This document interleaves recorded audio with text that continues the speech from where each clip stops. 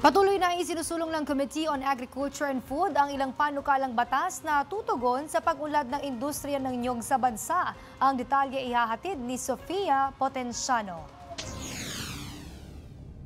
Sa pagdinig ng House Committee on Agriculture and Food, tinalakay ang ilang panukalang batas na naglalayong palakasin ng industriya ng niyog, lalo na sa mga lugar sa Visayas. Una na rito ang House Bill No. 2045 o ang pagtatatag at pagpapalakas ng Coconut Research Center sa Visayas.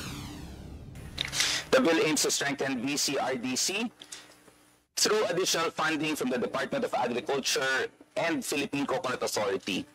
The funding allocation seeks to strengthen the financial support of VRCDC's research and development programs. Tinalakay din ang House Bills 114 at 121 na kapwa naglalayong magtatag ng oil milling at refinery plant sa mga bayan ng Sulat at Kinapundan sa Eastern Samar. Ayon kay Committee Chairperson at Quezon 1st District Representative Wilfrido Mark Enverga, layo ng mga panukalang batas na ito na maproseso ang niyog sa mas mataas na halaga, magbukas ng mas matatag na merkado, lumikha ng mga trabaho at itaguyod ang sustainable na paggamit ng coconut byproducts. Buo naman ang suporta ng komite at ng mga resource person mula sa iba't ibang ahensya ng pamahalaan. Anila, hindi lang ito napapanahon. Malaki rin ang maitutulong nito sa pagyabong ng industriya ng niyog at sa paglikha ng oportunidad para sa mga micro, small and medium enterprises. Gayon din sa ating mga magsasaka. Para sa totoong balita sa Bagong Pilipinas, Sofia Potenciano, Congress News.